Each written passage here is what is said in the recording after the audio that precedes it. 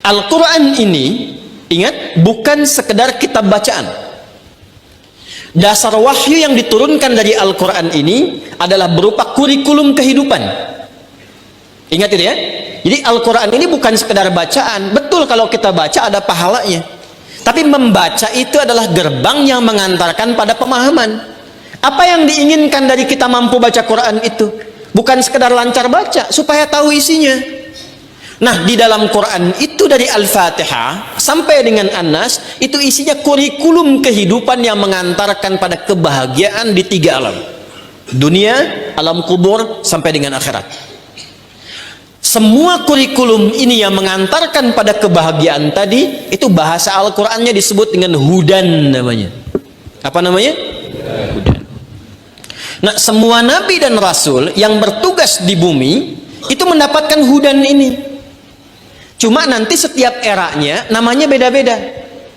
Sejak Nabi Adam turun pun sudah ada hudan ini. Ya, nanti kita kan masih lihat 23 kan? Nanti saat masuk ayat 38 itu kisahnya Nabi Adam turun ke bumi. Apakah turun begitu saja? Tidak. Qul nahbitu minha jami'a fa imma ya'tiyannakum minni hudan. Faman tabi'a hudaya fala khaufun 'alaihim wala hum yahzanun. Itu konsep dasarnya.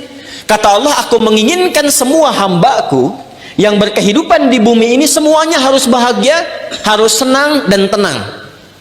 Saya sering katakan dari dulu, konsep dasar berkehidupan di muka bumi ini semuanya tenang dan senang.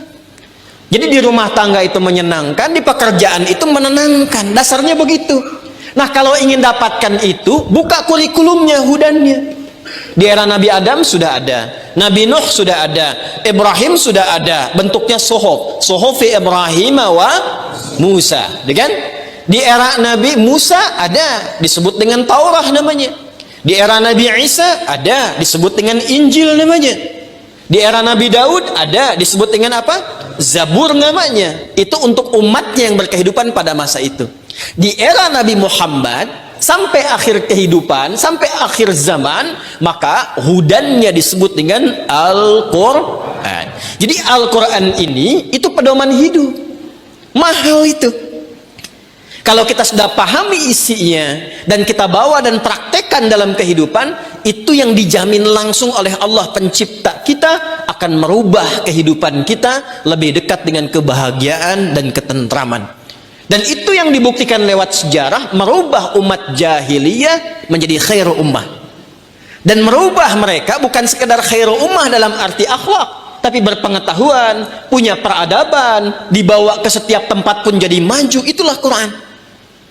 Nah, ini yang ingin kita sadarkan kembali pada umat di masa kini, bangkit kembali ke Quran.